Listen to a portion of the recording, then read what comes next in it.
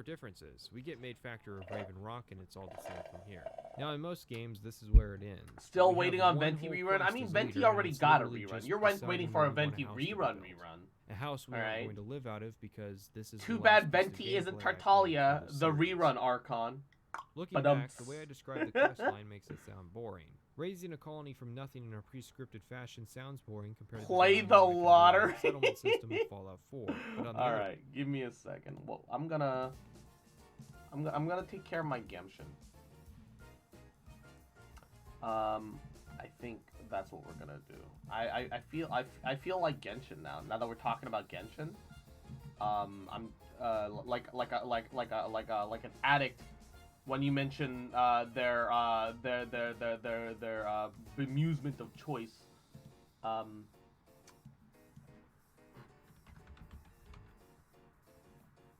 Ba, ba, ba, ba, ba, ba, ba, ba. Okay. Full screen there. Oh, no. Genshin Impact not responding. Stop it. Yamero! There we are. Oh, yeah, we'll log into the alt account first. Genshin Impact! I feel like I'm the only one here who didn't try Genshin. I'm an addict. I mean, I wouldn't say that you have to play Genshin. I also acknowledge that, like, the anime aesthetic is definitely not for everyone. I really like cel-shaded games, though, ever since Borderlands 2. Oh, ever since I say that, but I played Borderlands 1 before that, and I enjoyed that plenty as well. Do yourself a favor, don't. I mean, the game experience is good, but it's not very free to play. Well, I mean, no, it is free to play friendly enough, but also it's a game that wants you to spend. Don't listen to the addict. I just like games with femboys in them. Hell yeah, baby. You've got a couple options to choose from for Genshin Impact though. Hell yeah, baby. Don't touch it. It's evil. Yeah, that's why G7 doesn't touch it anymore. Damn, I guess G7 never gonna get Yai. G7 never gonna get Yai. Damn. Exactly. What? Hold on.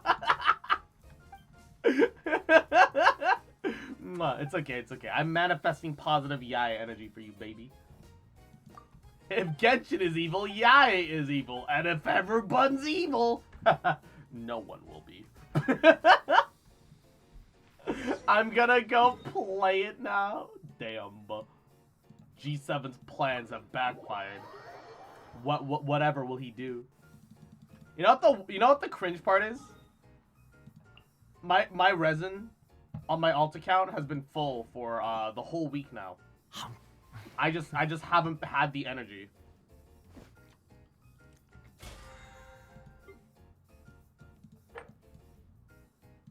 I haven't even done my weekly bosses on my alt account.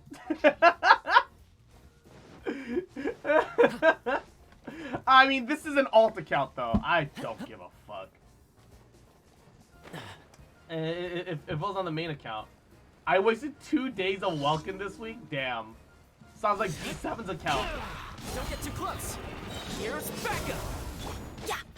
Because I definitely forgot a day or two. Know my sword. Witness the power of Gugwa.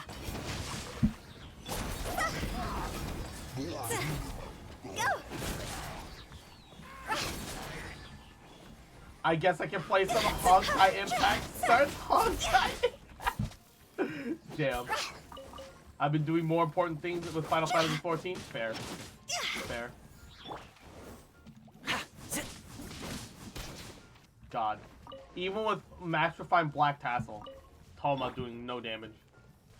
But then again, he is full HP and not Zhongli. He's not Zhongli levels of, what the fuck is this? Fire it up! I got you covered!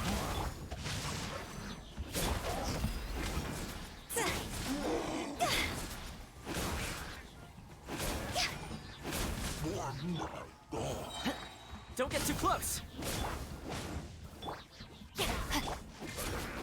And die. I'm glad that the new Final Fantasy XIV update seems to be doing so well though. Like people seem to be very happy with it. I know that everyone was waiting such a long time for it that like it's good to hear that people are having fun. Also, I get it's haha meme, but it's not my fault I don't play Genshin. I literally have no energy to watch YouTube videos anymore after coming back from work. I have a lot of games that I want to play, but I'm not touching them either. It's doing so well that you can't even buy the game anymore. Wait, hold up, what? What do you mean you can't even buy the game anymore? Wait, that doesn't make any sense. Choto. Nani? It's digital. It's not like it's sold out or anything. That's not possible. Let me read you a verse.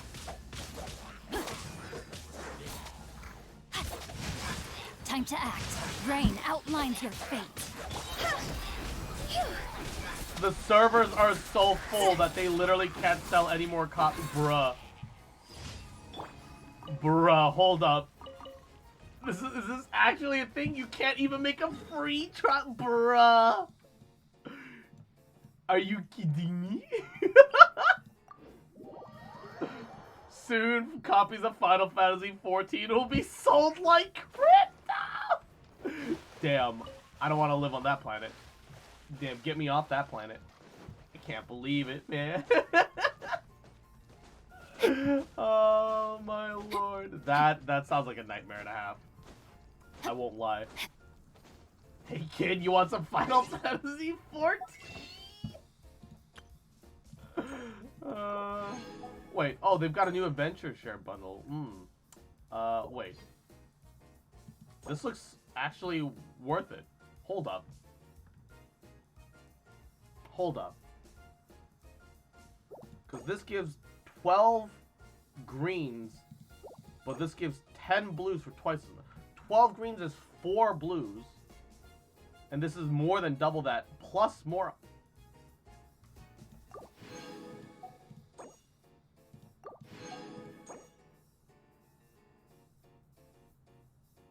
I don't know if this is actually worth it on my alt account. I should just save the primos.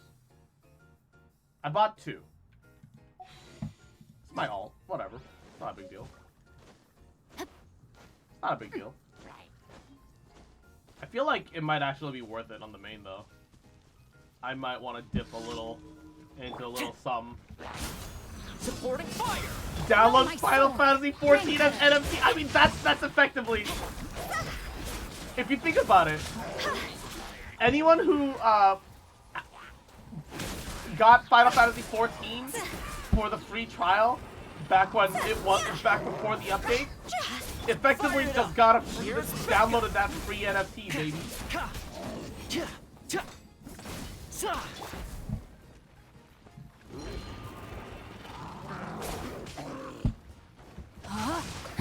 Let me read you a verse. Rain outlines your fate. Check this out. I mean, is that not exactly what people... Time to act. Body and mind. You can't download it for free now, but you have before. And they can't make it exactly pay to play now. It's too late. Except, it kind of... Oh, man. I can't believe the servers are still that full, though. There's a... Wait, hold up. There's an NFT cartoon? Why? Why is there an NFT cartoon?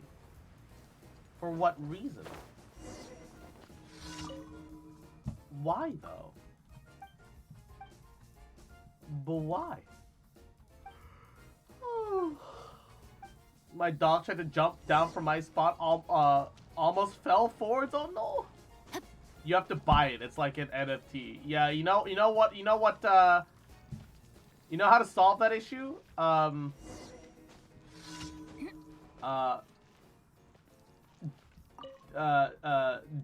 it. You just download it. They even moved some of the dev servers over so that more people could play. Oh, damn. Damn. Is it made with those dumb NFT monkeys? Bro, those NFT monkeys are the ugliest fucking things. Just right-click monkey, forehead. Damn. Oh, I don't think I've even done Misty Dungeon on this account. I've got time. 3 days. So Saturday, Sunday, Monday. Yeah, I've got time.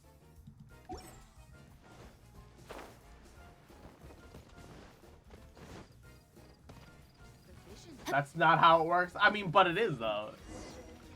It is kind of how it works though. You just right click and download monkey. Right click monkey, download. Download as image.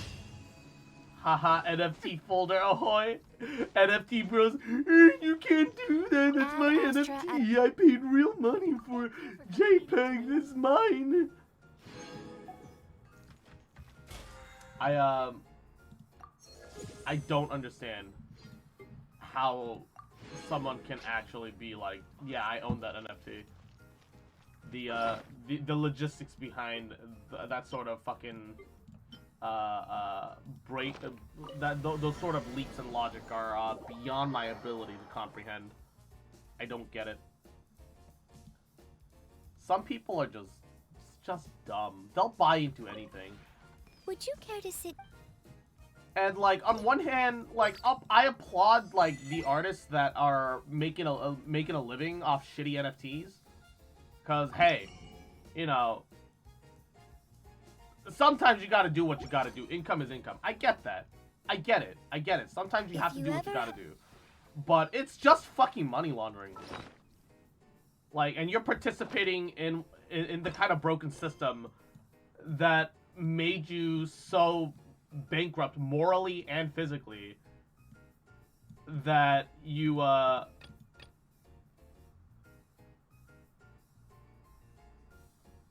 bababooey in the first place. Wait, what is this? Time remaining 9 days, 15 hours? You met Hosseini once again as he makes his way back to Sumeru from Inazuma? Did I not do this? Hold up. Travel back to Tebot. Hold up. It's pretty scummy, exactly. It's just money laundering. Also, why monkeys? Because pee pee poo poo. People are dumb. Where is Hosseini? Oh, it's the energy amplifier mission. Oh, that new thing. Oh, that's out. Yo. Oh, that's right. That comes out today. Yo, let's go. Let's go. I just need to catch a thing. I forgot. New event. Let's go. NFT holders like to be fucked? Yeah. Like, I can't imagine Time to act. anyone that's into NFT unironically actually believes in it. I just can't believe I just can't believe that an NFT bro is like actually like well, no, there are people that are genuinely dumb enough to fall for that. It makes me sad. I just don't want to I just don't want that to happen to people. The KSL cross, bruh. You know what will shut you up, G7? If I took Padoru Cross, the red one and the green one, and made a mug of it, so that on both sides of the mug, one has mouth closed, one has mouth open, bruh. The NFT Padoru mug. Time to make NFT Padoru Fox. Damn. I need that mug.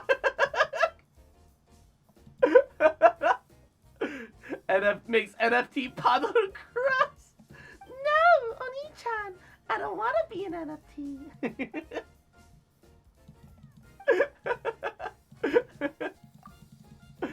Damn. Alright.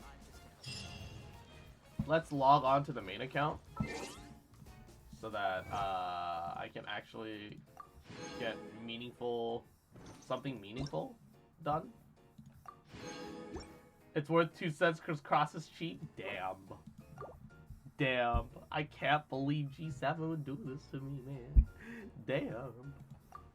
I can't believe that's all G7 thinks about me. Damn.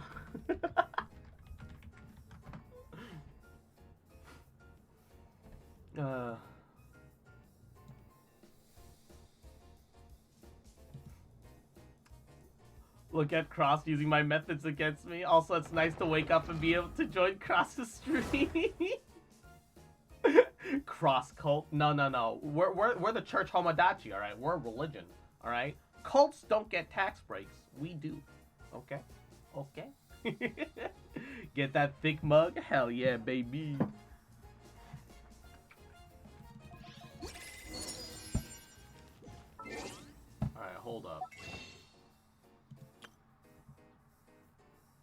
So this is actually worth more than this, undoubtedly, because it gives Mora and gives effectively more more weapon mat. I can only buy 3 though, and then I'm out of. I want 2 more.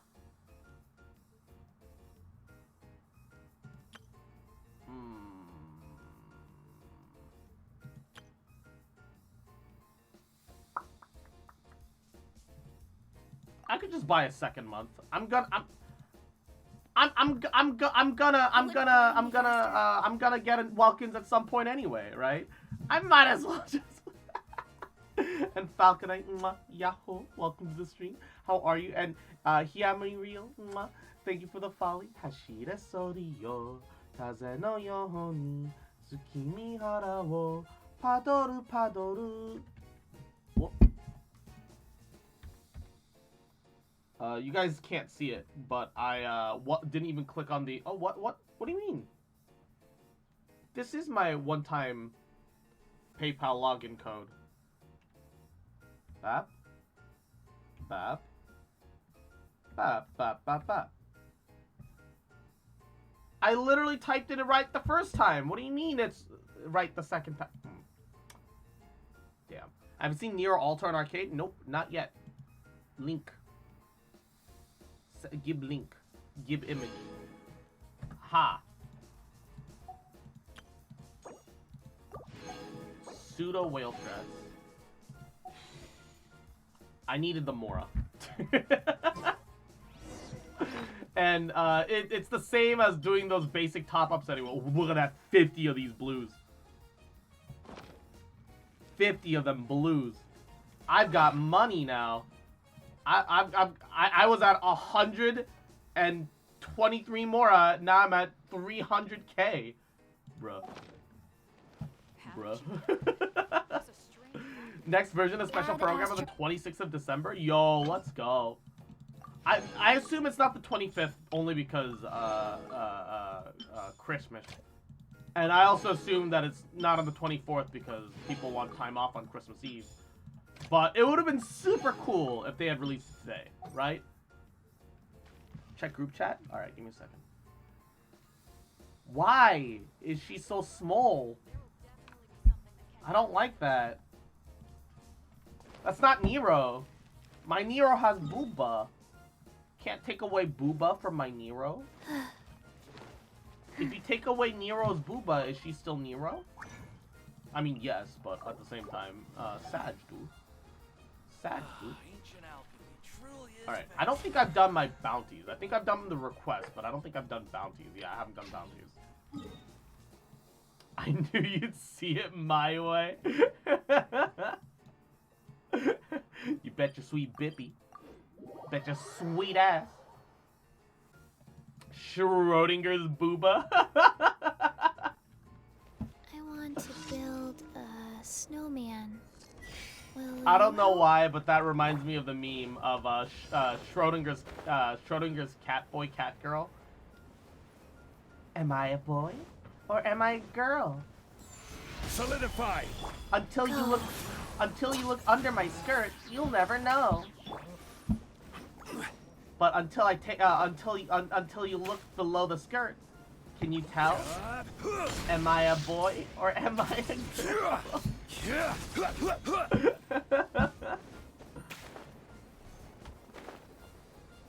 Uh-oh. Can I at least edge it? Yes. Nice. Either one works. True.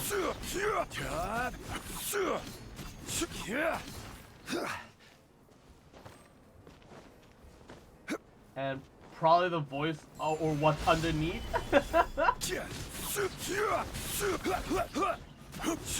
I mean, yes, definitely what's underneath. I did that for my bunny boy at 14. just name a male Vieira. Schrodinger's butt. The Schrodinger Vieira, dress it in a female outfit. Is it a boy or is it a girl? You'll never know.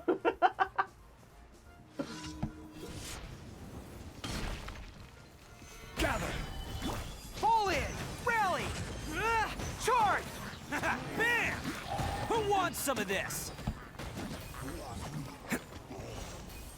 Yeah! Can't catch me.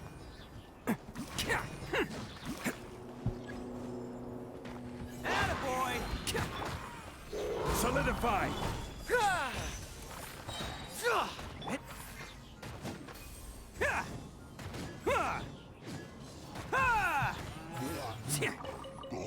Nice. Guys trolling on a Omegle though. Boy, girl, nah, I identify as disappointment. Oh no, G7. Don't forget about the event today. Hell yeah. I'm glad that there's a new event today though. That's pretty poggers. That's pretty pog champ. Although, I think I might just wait and space it out so that I have more content for later. Charge! Let's roll! Owner coming through!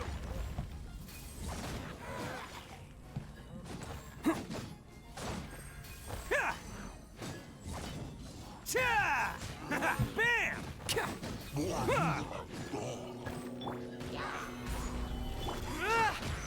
Fall in!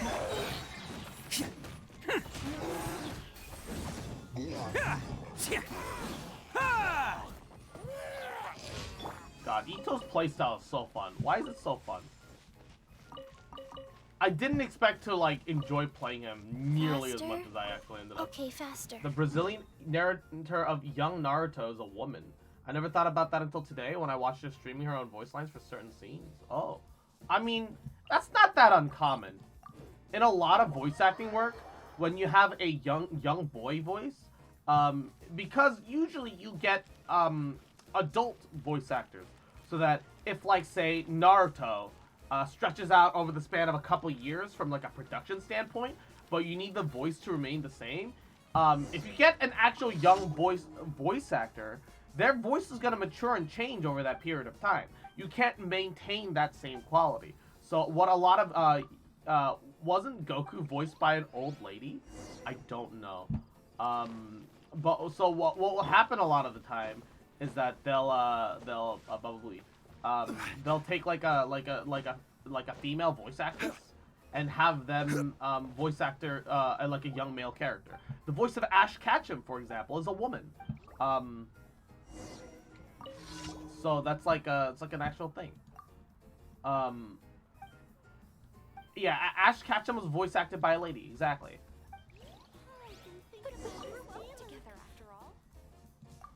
Same with Bart Simpson. Yeah, it's not a voice that you would immediately think is like female, but yeah, they're done very well.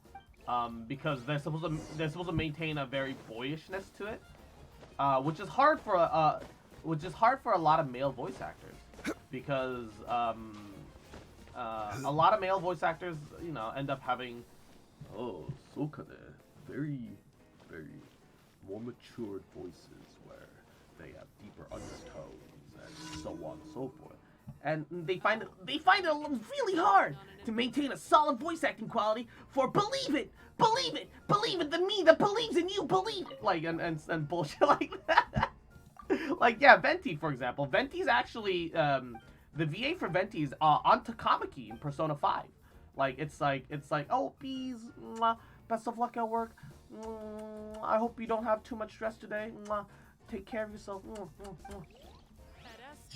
We're still here for you. Bye bye. Believe in the me that believes in you. Believe it. Hell yeah, baby.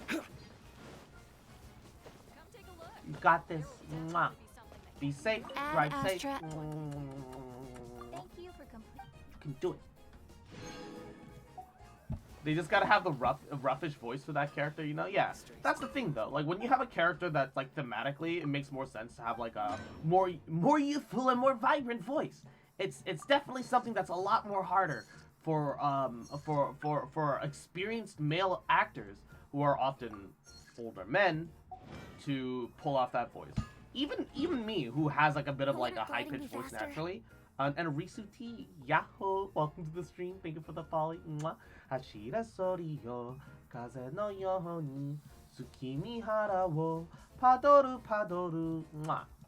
I'll definitely like 20 years from now, my voice will just drop regardless unless I take hormones and like other things. But I've never done that before, and I don't feel the need to right now.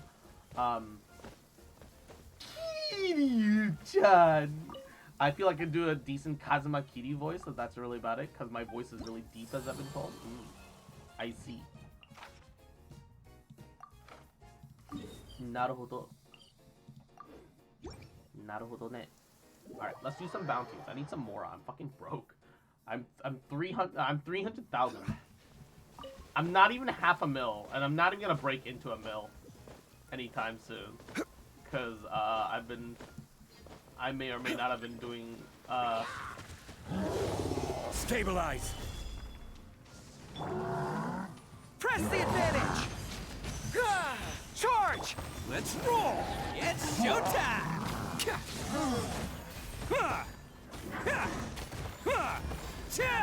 And oh, Ollie got 3 Yahoo! Attaboy! For the follow. Welcome, welcome. I hope you're having a good day. How are you? Hashira sori yo, kaze no yoho ni tsukimi hara wo padoru padoru. I see. Naruhodo cross. Nice to say who asked. I can read between your lines. What do you mean? Read between. Oh my god. Ju-chan, why? Why you like this? Why are you gay? I am not gay. You are gay.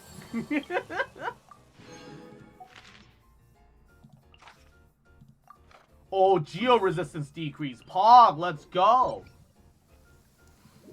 And Luca Kira, I'm losing my fucking shit right now. I just want to do my commissions. Oh no, what's wrong?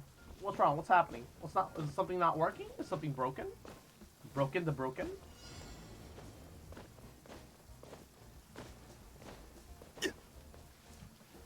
Gather.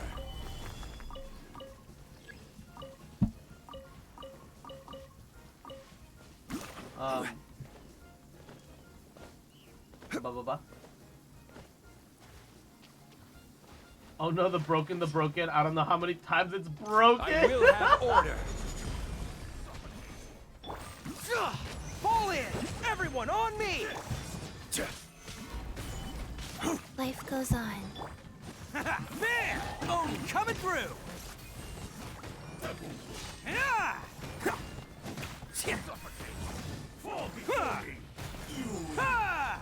Nice and easy. Damn. That free geo damage. So the first law of radio waves, aka electromagnetism, is that if there's a magnetic field, there's an electric current. That's the opposite. Take into consideration, does that mean you can make a long-distance taser with electromagnetism? I feel like technically it might be possible via physics. Like technically under the law of physics it's possible. Realistically, on the other hand, probably not. It would probably take so much resource just to pull it off, and it would probably be so uncontrollable that it's not worth looking into. At least with the current level of science and technology. If you should choose to pick any, be sure to store them appropriately. Would not surprise me if that were the case.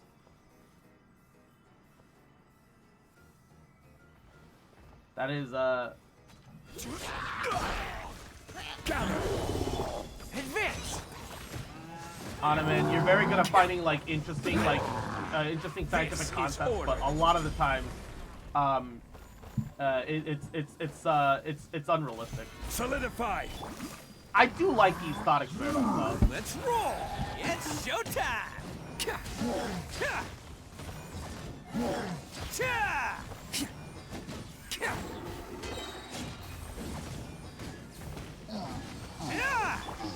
They are very fun.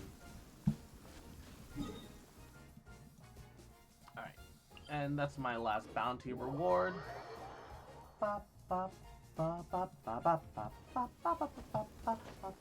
I'm dumb. I'm not a scientist. Sad. Ooh.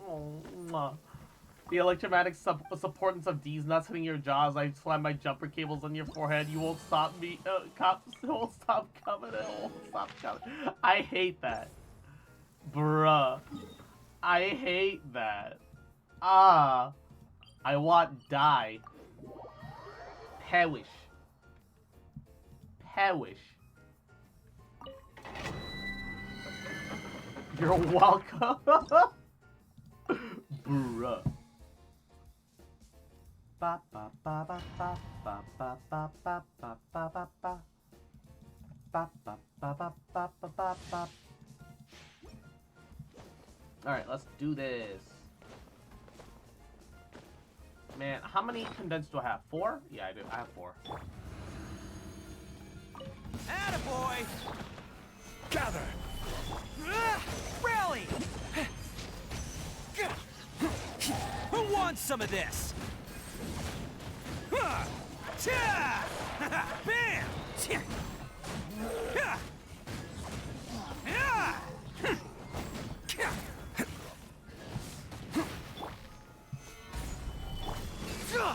Fall in! Attaboy! Oni coming through!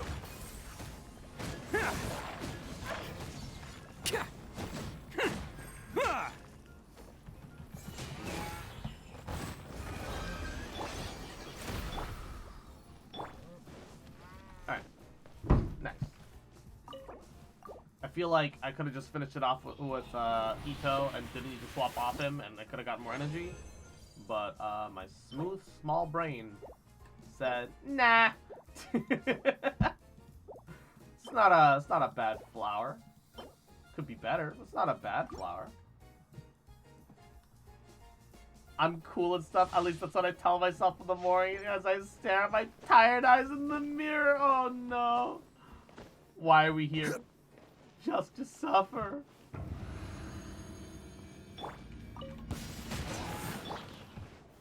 Stabilize! Fall in! Everyone on me! Advance!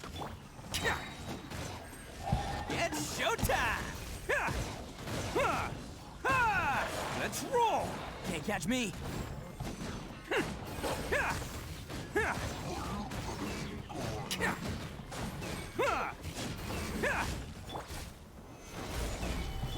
Wheel of life.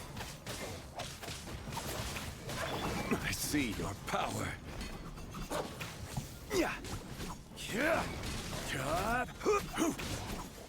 Stabilize! Charge! Advance! Attaboy! Who wants some of this?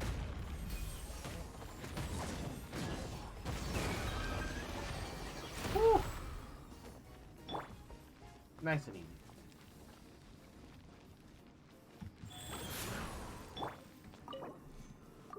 Alright, next one. Everyone gotta go. The barbarians of my family are invading for dinner. Alright, G7. Mwah. Have fun. Be safe. Get plenty of goody food. Mwah. We'll see you later, okay? Take care. Take care.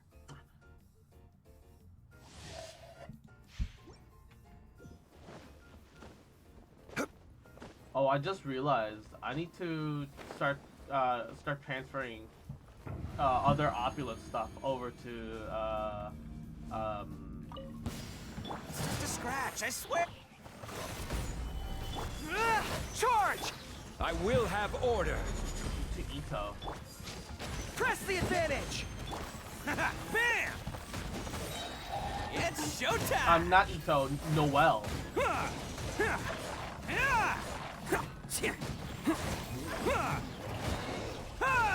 Attaboy!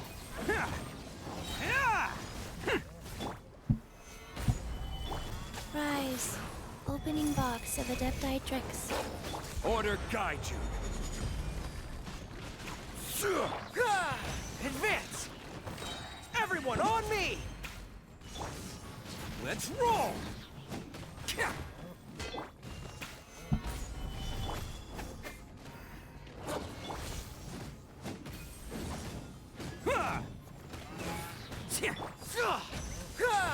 Fall Feel that in! energy. Rise! Go.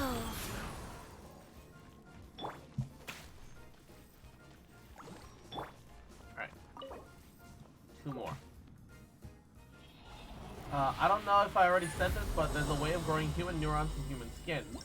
Why don't they grow human neurons from a patient and train in a laboratory so they can connect them to prosthetics more easily in the current chips? Because that's human experimentation, and that's illegal. There's a very simple answer to that question.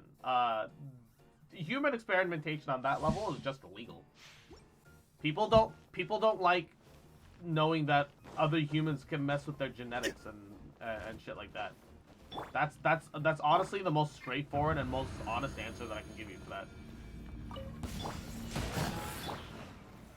Solidify! Advance! Oni coming through!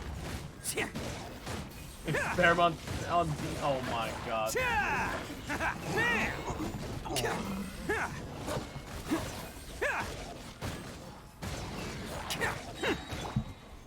Gather! Rise. Rally! Charge! Advance! Let's roll! It's showtime!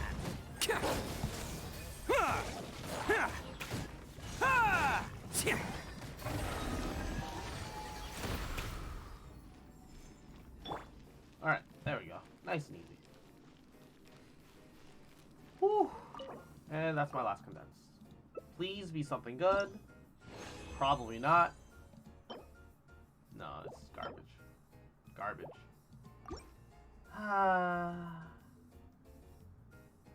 I can think of some agonizingly painful experiments for that. Thanks for volunteering! Oh no! Bruh. Gotta clip this as proof of your acceptance! Fubuki's live streaming her Yu-Gi-Oh! Pendant assembling. The poor fox was streaming over 4 hours. Still hasn't... I mean, that's the point of the Millennium Puzzle, though, isn't it? That it's supposed to be, like, this impossible-to-solve puzzle box? Is that not the point? That she should be struggling with it? I feel like that's the point, right? I feel like that's something that was meant to happen. Isn't it? God damn it, just ban me. Bruh. Damn. Wheel of life. Damn. She has the manual. Oh, it has a manual! Wait, it has a manual and she's struggling that much? What? How? I doubt that it's like the actual lore Millennium Puzzle. I doubt it's like the actual lore Millennium Puzzle. I doubt that it's actually like 1,000 pieces. Because in Yu-Gi-Oh! The Millennium Puzzle was actually 1,000 pieces that you have to put together. But that's definitely not the case realistically. You know? Because that requires just too much. It's just too much.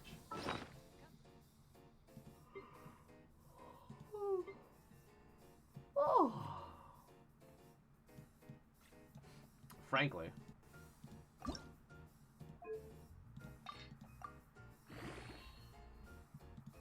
Oh wait. Do I have? Oh shit.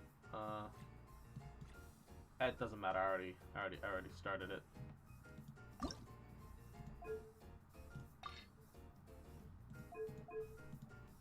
Let me feed these 4 stars that I'm not gonna use into it, and then auto add the remainder.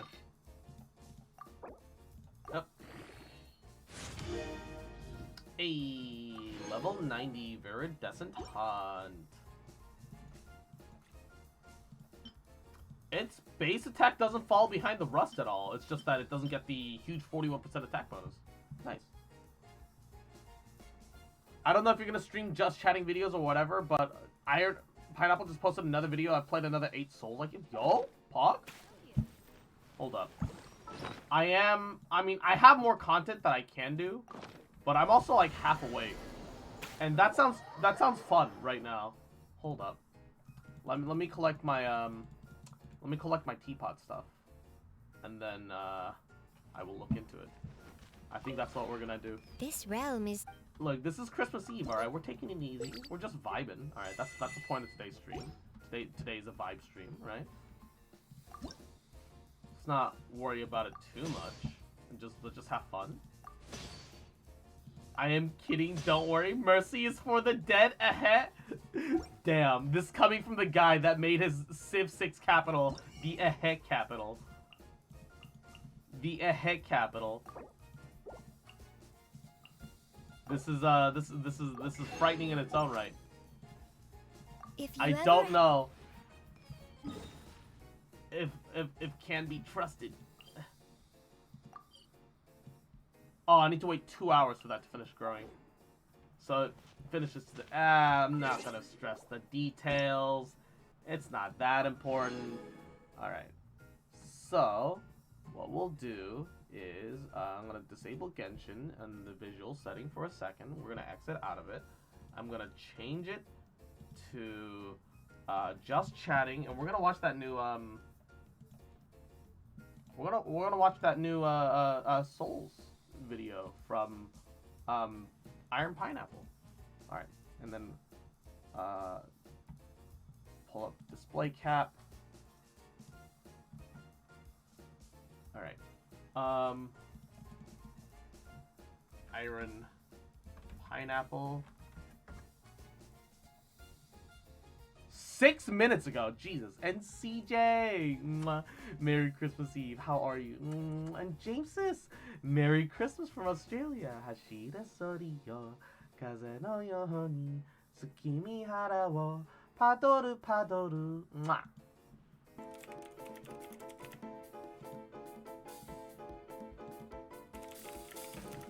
Souls-like is a game that's kind of like Dark Souls, but you may be wondering, where does the line get drawn for kinda? And that's a good question. So in these videos, I play the Souls-likes you very likely have not heard of. If that sounds interesting, this is episode 11 of Steam Dumpster Diving.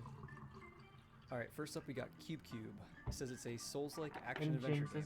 And you know what? I kind of like little it when they shit. keep it simple, you know, makes it easier Good for me morning, to find honey. for these videos. You better have been taking care of only has yourself. one I'm review, getting plenty of and the rest review from my says, little I cute physically fucker. cannot get past the Did you tutorial, fucking remember? but it has a lot Little of cute potential. bitch, little shit. Thumbs up. So I wouldn't fucking love exactly bitch. call that a glowing review, I ain't never gonna but stop loving you. yeah, let's check it out. Bitch. Wait, this is actually a really interesting art style. What the The fuck? Did the dog just eat the sun? What? What a fucking awesome intro. Okami, is that you? That's cool. Here's my guy. This is Cube. Also, is that like a tornado in the background? What the fuck is going on over there? This already feels like a fever dream, and I'm into it. Dude, check out this roll. 4-day holiday weekend, let's go, baby. Oh, we got a jump button. Sun Eater. Wait, there's a double jump? Alright, this game has a double jump. Hold on. This game might actually be good. This game might actually be good just because it has a double jump. What the fuck? Okay. Interesting. What the fuck was that? What is this? Oh. Oh my god. Oh, Jesus. Is it making baby sounds? Oh, already on the first boss. This boss Program preset testing. Oh, fuck. Oh, I'm dead. Oh, he got one shot. Okay, so here's the issue. Rolling is not giving me iframes. Or at least rolling in certain directions is not working. I can't tell if that's functional. See, yeah, like I was rolling there. I was rolling there too. Oh my god. Oh, wait, is that a health bar to the upper left? Okay, Can you only take 4 hits? Okay, thank god. Hold up. Take 2. Yeah, like I was is not working. I can't So tell if let's that's see. Functional. Full bar takes 1 hit Yeah, quarter. I was rolling there. So you can only rolling there takes too. another hit quarter. Okay, so you can only take 4 hits. Oh my god.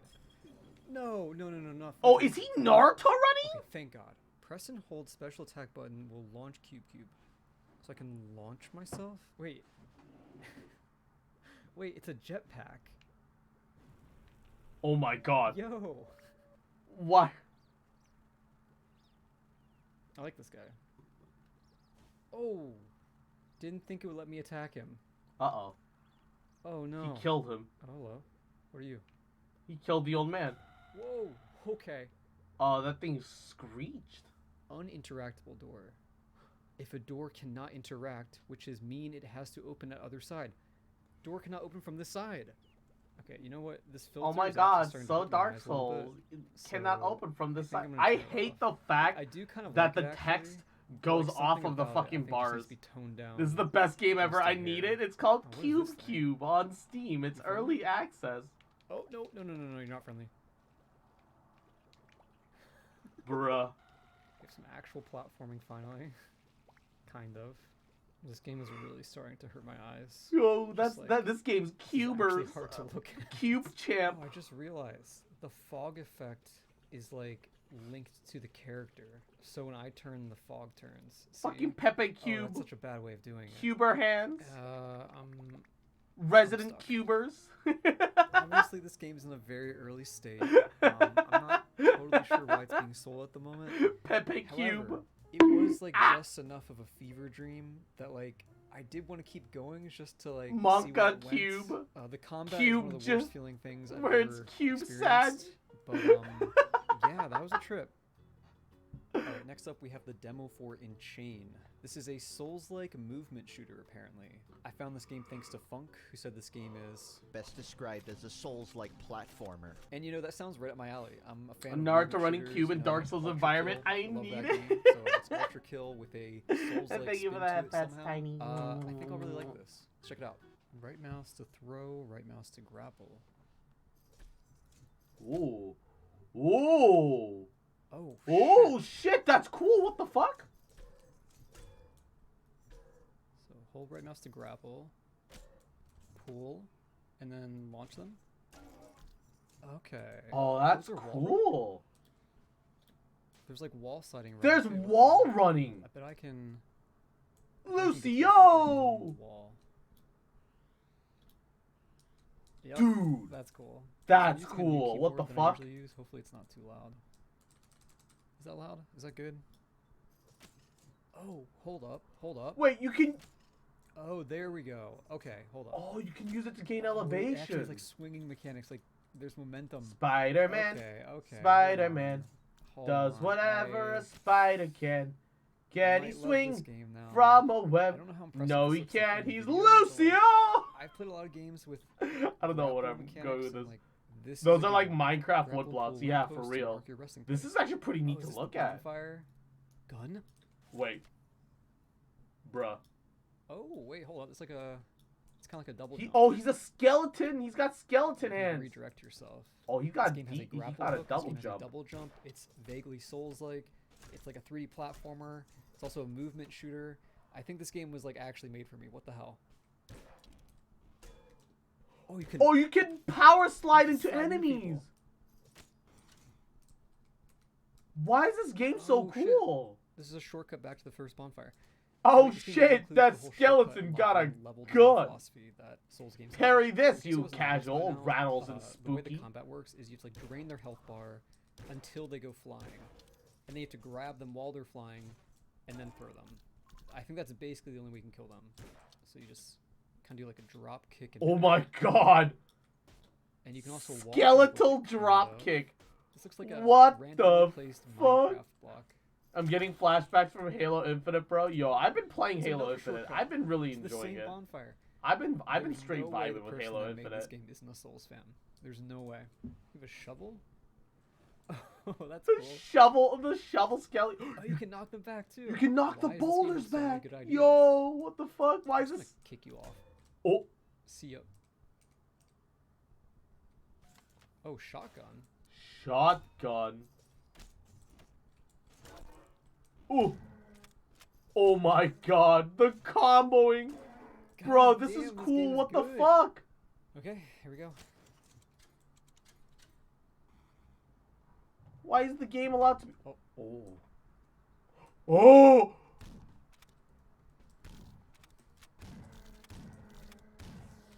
Oh, you can juggle it midair. Yo, that's awesome. Okay, you reload kind of too fast. Okay, that's the trick. Okay, so you just have to like combo the fuck out of them.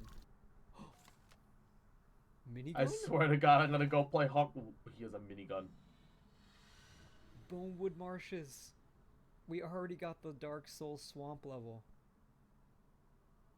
No! Dude. No! Wait, free play. Let me free play. The demo's over when I say it's over.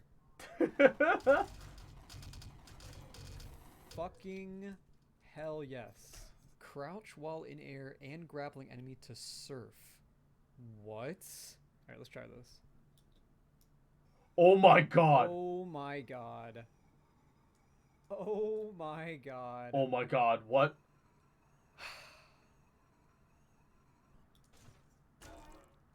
I'm in love with this game.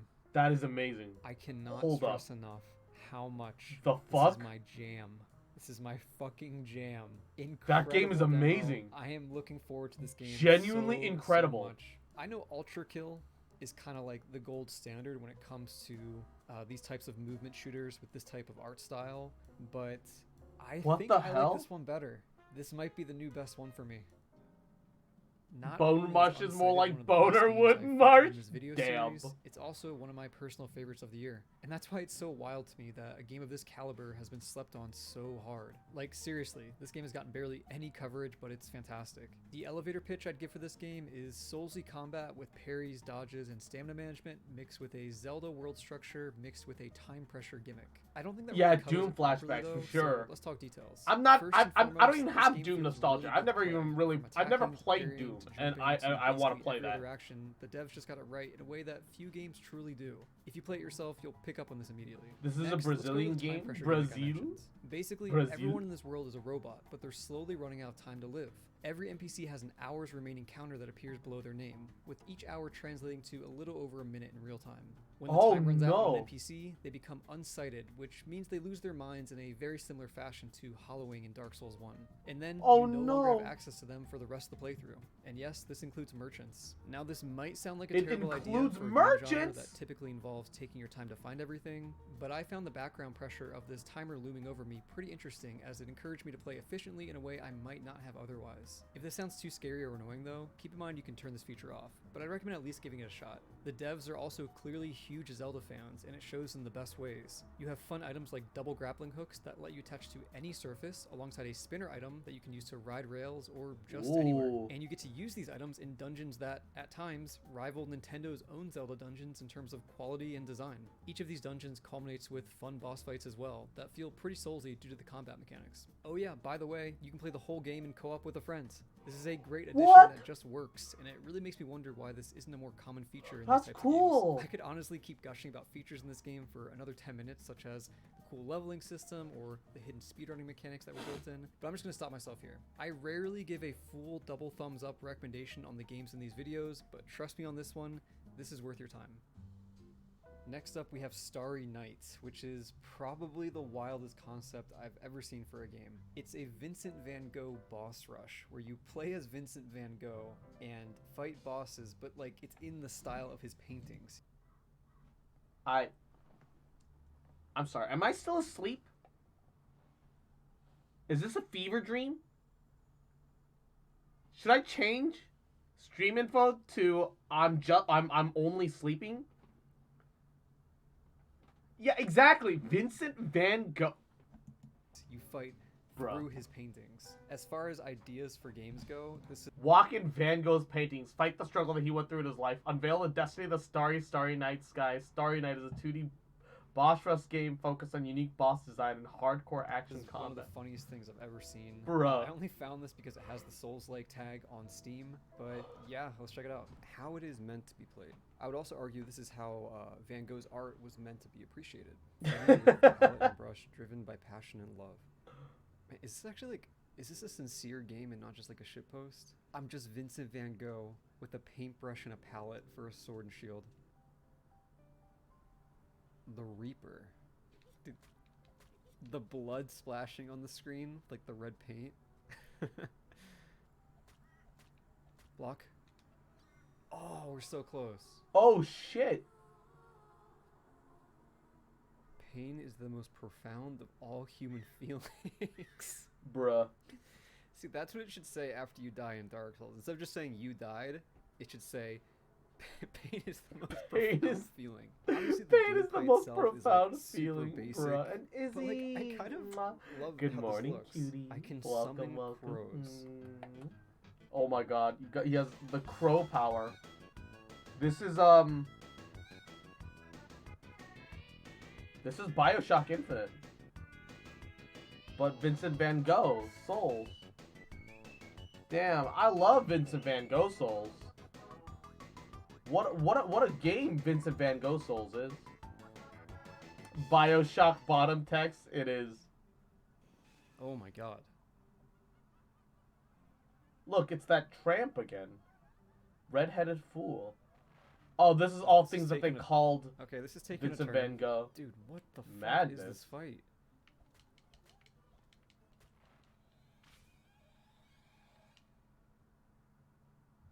Will you cut one off and give it to me? me? Oh, it's when he cut off his Oh ears. my god. I just cut off my ear. Oh my god. This is terrifying. It's Oh so my cool. lord. New ability unlocked. Scream from Hell. Holy fuck. This is actually like such a cool interpretation though of like the source material of like, you know, Vincent Van Gogh and him slowly losing his mind. Vincent Van Gogh puts the pain in painting. Puts the pain in painting? Stranger. Oh shit, it's every single boss. He's like turning into all the other bosses. I did it. Oh fuck, this is And it's not sad. pain that makes a real artist. It's It not is pain love. that makes a real artist, it's love. Man. And then he becomes the Starry This Night game's actually Sky. really sweet. What the fuck? That's I really thought for cool. sure this was gonna be like the funny shitpost game, but no, it's actually not. This is like an actual heartfelt tribute to Vincent Van Gogh and his arts. And you know, while the gameplay is very basic, I think it's actually totally okay because that's kind of secondary to what they're going for. You know, oh, him this is succumbing really to his own interesting. madness, like that becoming a boss fight. Yeah, this is like genuinely a really cool piece of art. Damn. Next up, we got the And Izzy, demo for mwah, Project cute Lilith. motherfucker, you little You've shit, been cursed. little bitch You've boy. been mwah. betrayed. Better be taking Now care of it's yourself, time for you little shit. vengeance. Little Yeah, cute let's fuck. go get some vengeance. Welcome to Project I fucking Lilith. love you, bitch. I don't know, Mwah. dueling seems cool. And I ain't never Let's gonna just do stop that. loving you. Abilities, under Bitch. construction. Press Mwah. X or Y to attack. Oh, cute fuck. Press A to dash. Shit.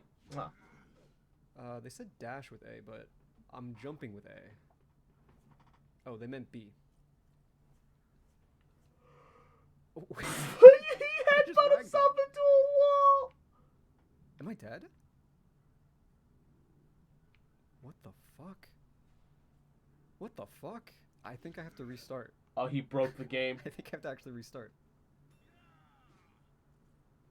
Okay. That's my special light attack. And what's my special heavy?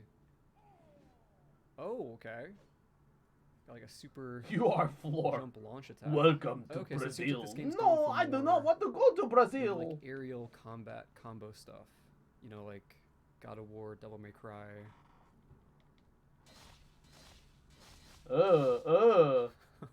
We got the Devil May Cry rating. Okay, so they are going for Devil May Cry thing. I don't know. I don't know if this is I don't hate it. Souls-like. Okay, here we go. See, that's what I'm talking about. Let's try using a different weapon. I don't Try know the if axe. Souls-like is the right word for this.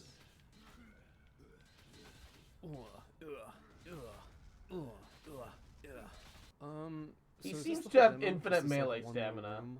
I think it might be. Yeah. You know, animations aren't bad. They're not bad.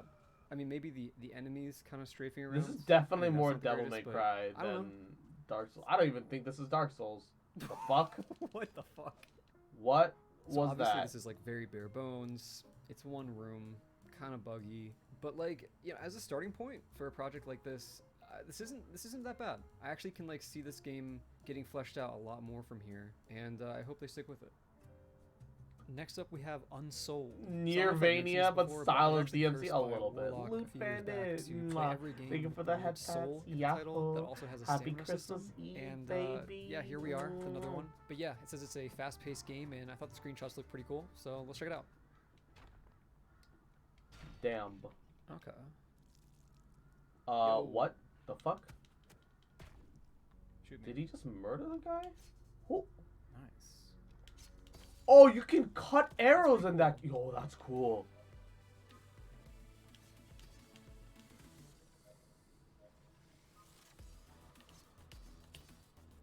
Gotcha. There's like a rhythm to it. I do think the timing's a little too tight, but I like it. So this teaches you combos and stuff. Did I just dash off the fucking ledge? Oh. Oh no, what have I done? Oh! Okay. He glitched through a wall. Oh. He just backflipped off a cliff. Well, that dude died. Oh shit. If Cross watches on videos, would YouTube Cross copyright the bot? Bruh. Bruh. I don't know if that's how that works. Fuck. This looks really cool, not gonna lie. Yeah, actually this does look pretty cool. I won't lie. Oh my god! Wait. What? It's got a separate 3D element to Can I it. control this? Am I dead? Dodge, you idiot. That was sick. cool. Ooh. That was actually cool. This combat is like extremely fast-paced and unique feeling, and I liked how at the bottom of the screen it's running the Among Us engine. following like the same rules of combat What? that you were. Like you could see. What do you like, mean the it's running the status. Among Us That was engine? Cool. Very, That's very sus. unique sense of style. Explain. Hey, I'm back actually. I was so slow at putting this into a video that between when I recorded it and now, the game released into early access. So Among Us runs in I 3D? played the whole thing, and No, it it took me doesn't. about 3 hours. Among Long Us story is short, very this game is 2D. flashy and cool, but I definitely feel more negatively toward it than I did originally, unfortunately. Basically, the combat isn't quite there yet, and it can be really finicky at times with stuff like frame-perfect inputs being necessary for certain combos. But this is incredibly impressive for what I believe is a solo dev project, and it's by no means a bad game. And you know, I think it could actually be refined to the point where I'd recommend it someday. Alright, next up we got Death Trash. This is a post-apocalyptic indie Fallout-inspired game. I don't know if this is like strictly a Souls-like, but I did have a few people recommend I try it. So Fallout. I don't know, we'll see. As far as main menu screens go, I gotta say I'm a fan of, you know, pulsating squid monsters. Pretty good. Is that a squid monster or a Okay, tree so we got or our both? dodge with stamina. I'm not gonna lie, that's one of the main reasons I'm including this game. Use ability puke anywhere. What? He can just puke on command. That's a power he has. Souls-like. Just pick up organs So on the far, ground. all I've That'll collected come is in trash, handy. Organs and meat. Hey, what's up? Fuck. You having a good day? The best. Here, look at my dancing skills. Okay, get it. Naked Does this game dancer. just, like, let you attack people randomly in a town? Yep. Sure does. Oh shit! Sure Look at all their does. guns! Alright, so it took me about 5 hours to do most everything in the current early access version of the game. The keyword I'd use here is potential. The game has the potential to be pretty interesting with its gore punk and Lovecraftian aesthetic, combined with its... It's not very inspiration pong from unless you Fallout, sell but I the think it's pretty organs. Yeah, lacking in unless it terms of lets you combat sell those options, organs, role-playing, not and very just pong. content overall, given the type of game they're going for. So no, I would not recommend it at the moment, and this definitely isn't the type of game you'd want to spoil for yourself in early access, but do keep an eye on it if it looks cool to you, and check out what people are saying whenever it fully releases. Next up, we have the demo for There Is No Light. The screenshots caught my eye right away. And the Steam page says it'll have a 30-hour-long storyline about family, war, and redemption. So, really ambitious, but is it good? Let's check out the demo. New Nimbus. This is pretty cool looking though. It's like very, very grungy, kind of grimy.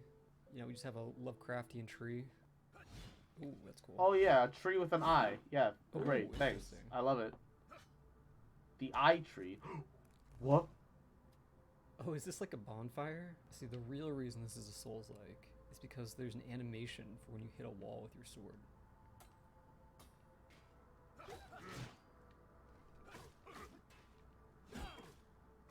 Oh, that's fun. Oh, fuck. Oh, that is cool. Ooh. Okay. He has one move, but it's good. Alright. It kind of reminds me vaguely of, They sound Mad like villagers when they die. 3, but with like a dark fantasy soulsy twist on it. Jeez.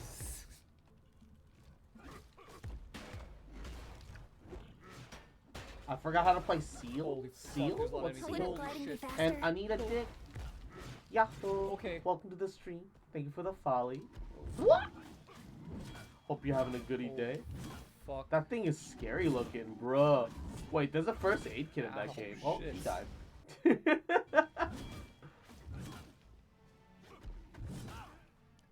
I'm having a hard time. What?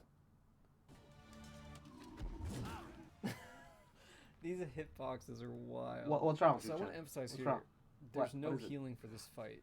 You get hit like fucking 4 times and it's over. I hate this game. I hate You this can game roll so much. accidentally into the fire. Come on. You didn't realize what the joke was in that name? Oh my god. Oh my god. That was so much harder than it needed to be.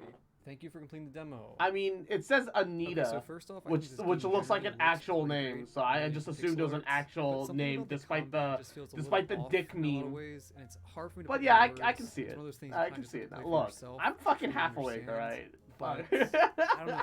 It wasn't really clicking with me. That being said, I think this is a pretty promising start, and I think it's worth keeping an eye on. But if this was like to release today in its current state, I would probably not recommend it.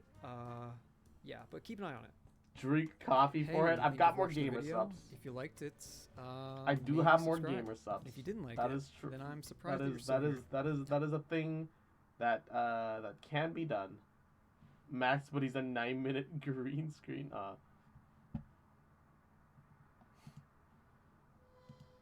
Okay, this has got to be it. It's the first loading zone past the tutorial, so I'm assuming the first boss has got to be in here.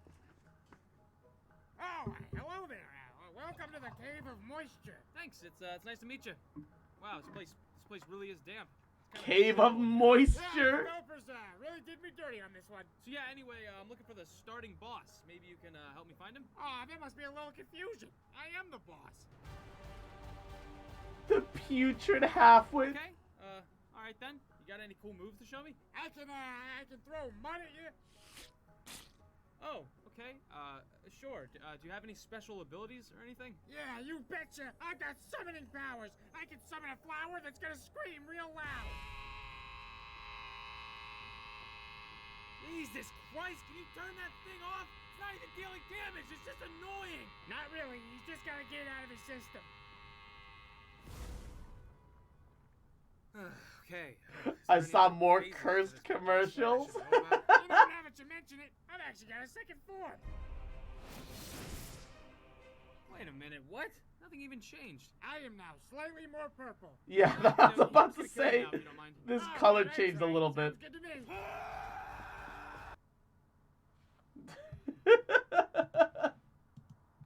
me. His color changed slightly. 4 months ago, cursed commercial. I mean, you could 21. make a commercial showing what your rugs and carpets look like inside people's homes, but you could also just use it as some like. Slag would outer just happen body to have the lake, company. Exactly. you know? Exactly, The real practical Jackalope. use for your product. The Rugged Riders. You guys aren't gonna believe this. We have a special guest this episode. It's Flaps, the crow. That's just a bird you cut outside. How is that a guest? Well, who else are we gonna have as a guest on the show? We live in an abandoned castle.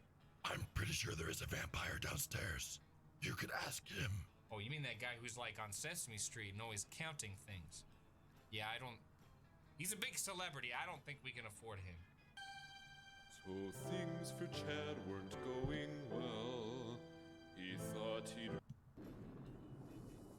This is the show where we watch cursed commercials and we rate out of 10 how cursed I guess I think they are.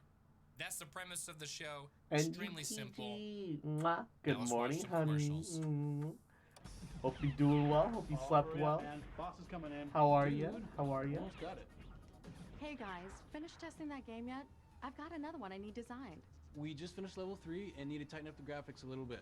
Great. Hey, I can't believe we got jobs doing this. I know. We finished level 3. We need to tighten up the graphics a little bit. They say that like they're gonna be doing that, and that's in the plans. This is not what game testing looks like. and my mom said I would never get anywhere with these games. Call Westwood College online, 800-914-8582. That's 914-8582. Call now. Wait, this is for a college? I thought this was for like becoming a game Q&A tester. Would you look at that? It's a couple of Twitch streamers. That's pretty cool. I'm not sure what this disclaimer is all about. Not intended for residents of Texas or Massachusetts. We don't want you at this school if you live in either of these two states. What is that actually about? What? Is this just plain and open discrimination? What the heck is this? What is I wonder where this? these two boys are at today. Hopefully they tightened up those graphics a little bit. It was an enjoyable commercial, but not very cursed. That's like a 2. Sushi. Sake.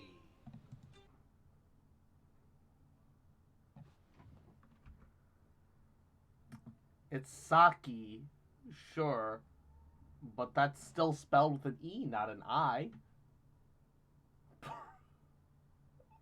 Bruh, mind turning it up a little, Cross? All right. Sushi, sake, hot, so sugar.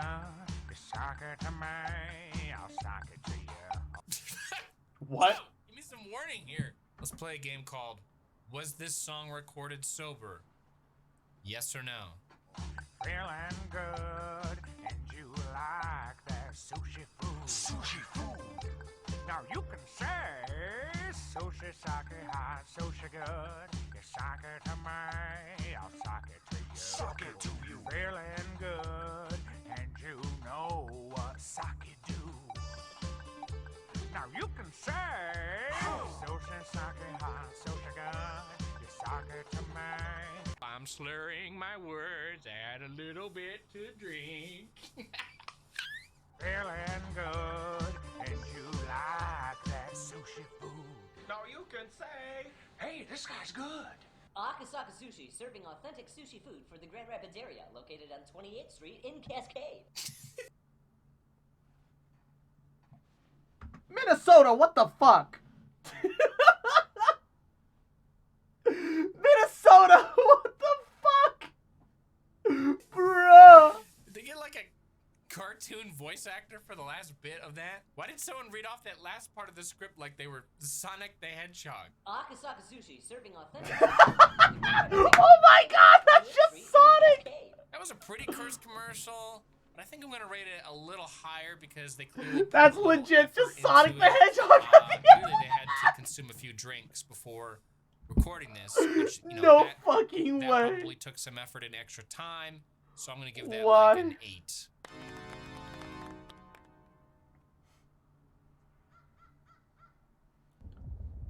Hi. Oh, I've seen these commercials. It's time to fight? Give the tank. Kill the monkey. Help me, help me. You know what the funny thing is? A different game company made the ads that have the voice chat and the girl, and it's like a mobile phone MOBA, a League of Legends knockoff. But the footage that is shown to you is from a different mobile game that stole video clips from the former. This is a mobile game stealing from another mobile game that stole from an actual game. And the first version of that game is pretty stinky. Was that the whole commercial? That feels like it was abruptly cut. Gotta love everyone's like over the top reaction while they're playing this game, even though they're like probably clearly not. They're just pretending like they're playing the game. What was What's any of this? happening here at the beginning? Is everyone just Mobile celebrating because Inception, what, they exactly. spoke to a woman? That's a 5.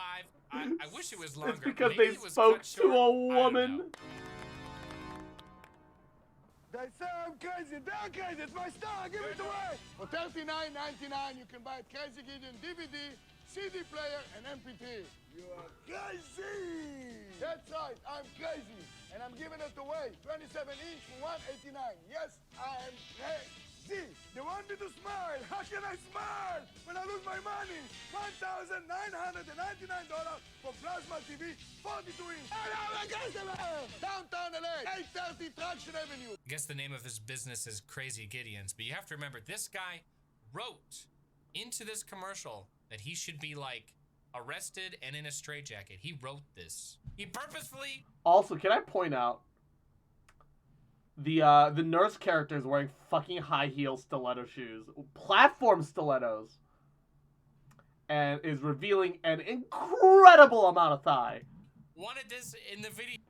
And cleavage. Like, these deals are so good. Bruh. He's being arrested for telling you about them. Why? I'll give him credit for The this. thigh doctor. He's very enthusiastic about what he's selling. I really have He nothing is bad to very say. I just expressive thoroughly facial enjoyed features that too. commercial. I'm very impressed, actually.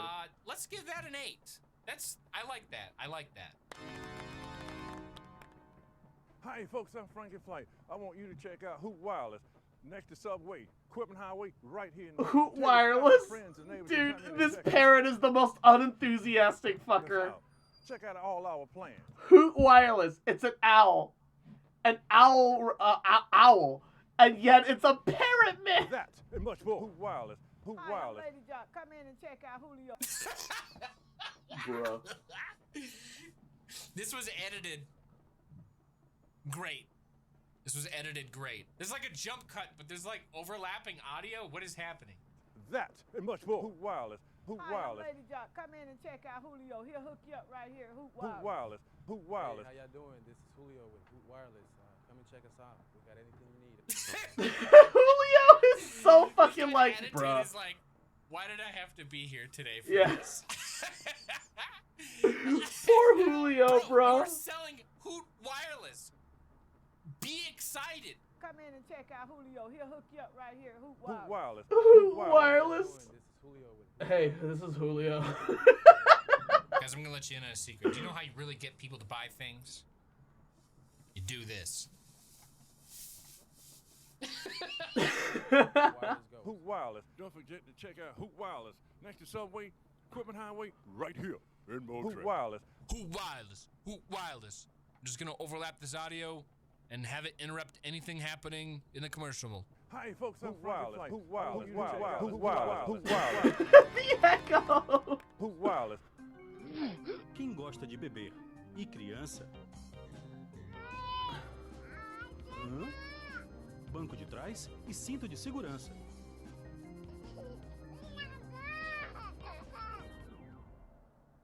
What? It wouldn't be an episode of Cursed Commercials without some extremely cursed computer animation.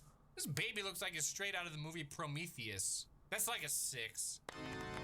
What? What is this? We've seen a series of one-car accidents recently involving rollovers and serious injuries to And Tia Mug. I don't know if it's video games or what, but How are it's so you? unfair to, after My something God. like this, to blame people in the backseat or say they deserved it. I don't like consoling these parents about what's happened, but I'll do it until it stops. Will you please stop? I'm Scott Hoy. What? I feel like we need some additional context. What is this? What is this about? Like, I feel like we're being told half the story about something that happened. I'm so confused. I don't know what it is you're talking about, but it sounds like you're trying to blame people who play video games. I don't know how it is you're trying to blame people that play video games. You're saying that people who often blame others wrongfully are the kind of people who play video games? This makes no sense. We've seen a series of one-car accidents recently involving rollovers and serious injuries to passengers.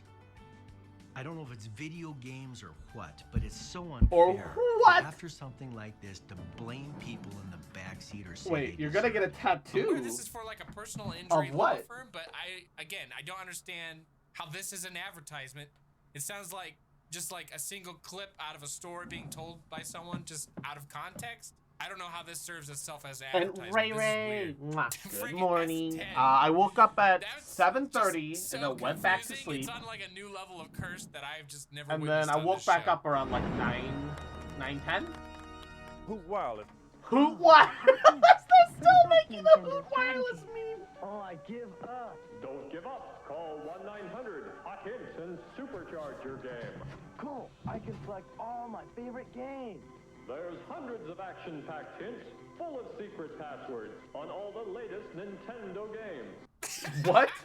Wow. Okay, so this is like, you know, before the internet, but you could call some fictional superhero and basically pay $1.65 per minute to just tell you like Game Shark codes over the phone. Hot Hints is fast, fun, and it's $1.65 a minute.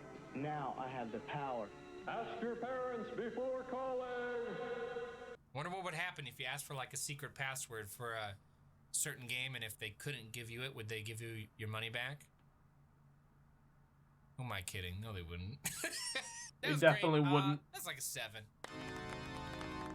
Hoot Wireless. Hoot Wireless still making the Hoot Wireless joke. MVP Jonathan Taves needs an assist from series-winning goal scorer, teammate, and dare I say, wingman, Patrick Kane. What a coincidence. It's Pat, and he's amused by what he sees on that large streak screen. Perfect time for a video call. No ring? Hot. What's the play? Taves is going to the Pickup Lines app. Maybe she'll find it awkwardly charming. How about, are you okay? Because it's a long fall from heaven. Seriously, man, just introduce yourself. I'm sorry, what? What? Is this a joke or is this real? It's like an app on your phone where you can FaceTime a bro and they give you advice to... First of all, yo, let me take a photo of this woman's fucking hand. You have no context to what she looks like, but let me take a photo of her hand. Bro, she don't got a wedding ring? Hot. Yo, that means she's single and ready to mingle, bro. Yeah. This is fun. Yo, you want a video call me? You want a FaceTime, bro? You want to tell me your pickup line so I can tell you that that's A-okay, bro? Alright. hit on a woman? What? This so is, she's sitting so what close is to him? this? How could she not overhear this, like, warm-up FaceTime call? What is this? I'll handle it from here. Brilliant. Kane has convinced Taves to initiate a conversation. Quick move to her strong side. And now Kane's on the move, or is it the prowl? Smooth entry. Women seem to love it. Just think a guy that plays like this can hold his own in a room full of women. Can he? Let's all be friends and find out. Group shot. His next move, a photo op. I'm sorry, what? Is this real? Something mumble something sports is cool. Yeah. Oh, I understand that. With no context. Is that really? No, we can find out. Photo op. Take a photo with me, babe. Hey, complete strangers. Take a pic with me. I'm totally famous for playing hockey or something. Meanwhile, Taves has easily turned things in his favor. Wow, I have one really funny friend. Leaving us to wonder, would any of this be possible? I have one really funny friend. It's a photo with him and some babes. Yeah, that could be you. Without a streak. How is that funny? What is this? I don't understand. This has got to be one of those commercials where they like clearly thought it was a clever idea in their heads, but in execution, just complete cringe. Streak. Some team player. Yeah, so like I don't quite understand What what is that was this for. Was it really advertising? for like some sort of like wingman app or something? I don't understand. What is this? Helped zero men. Can we get get Hoot girlfriends, Wireless I as a promise you that. sound That's a one. That was Hoot Wireless. That was hard to watch. Hoot Wireless. It's still using Hoot Wireless.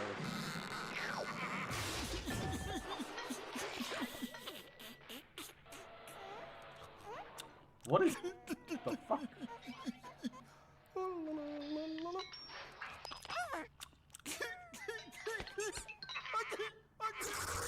Oh.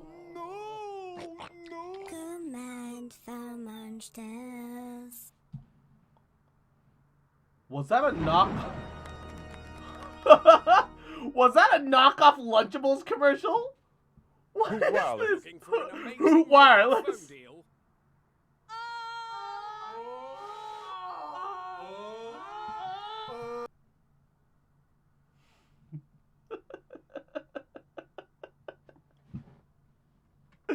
Thus, the United Kingdom's population all had a synchronized communal orgasm that day. My deal! Get that oh my deal And feeling Curse at Xiao, mobiles.co.uk. happy Christmas Eve. I don't Hope know you're if you having a guys know goody this, day. but commercials How are are pretty you? costly Welcome. to put on television. Airtime ain't cheap.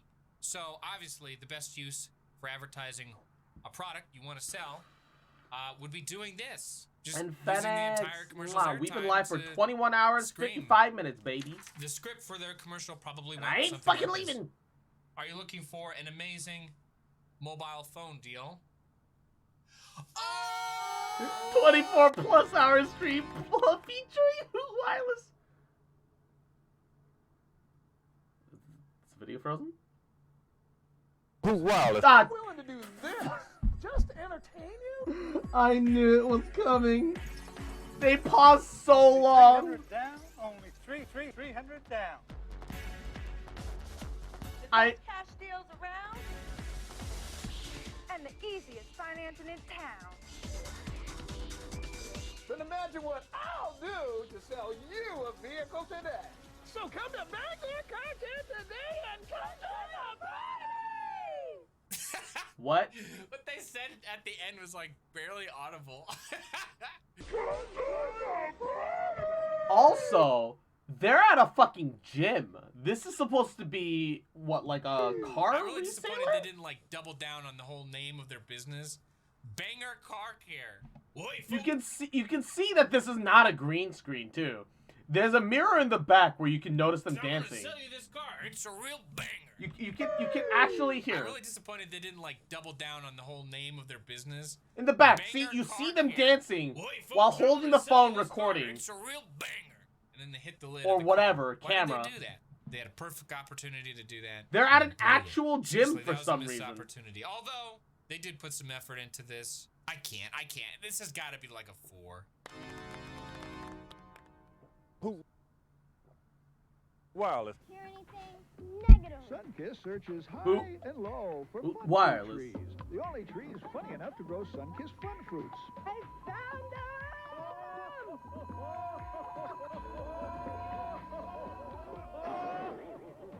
Sun-kissed fun fruits are made with only the funniest fruits. That's why fun fruits are so much fun to eat. What? Sun-kissed fun fruits. The costumes aren't for the ad. They just do this guy so that no one recognized them when they murdered the guy that owned the gym and took it over. This is very Imagine going to the gym and These seeing some freaking people doing that. laughing I trees, know, I'm gonna have right? Nightmares. I wouldn't be doing this commercial any Oh justice my unless I God. slowed it down and put a red filter over it. Oh my god. Satan? Is that you? Yeah, that's Satan, you're looking kind of woody today. I'm glad that I wasn't able to complete experience in 2000. I'm glad I was a baby. Folks, I'm one hot rugged rider with those hot prices at Carpet Clearance Warehouse. I just had to find a place to cool off. Yo! Satan, is that you? Wow, Bill, let's blow high carpet prices right out of the water. No, not an enthusiastic rugged rider. All I wanted to do is relax. No time, boring Billy. You've got to help me drown out high carpet prices. Okay, fine. Man, Satan's pretty gay. Yo, Satan took Brokeback Mountain to a new level. Hold up. It's gating now. Satan's into waterboarding too. What the fuck?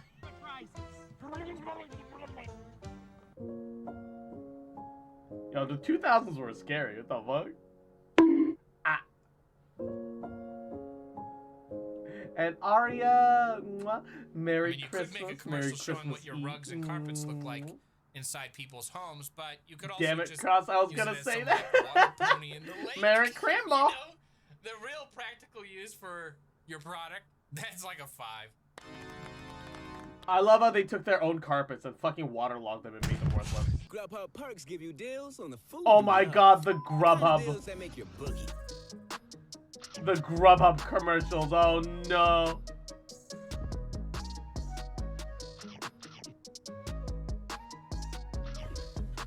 Oh no, and Demon Vice Knock, Yahoo! Welcome to the stream. Thank you for the follow. Thank you.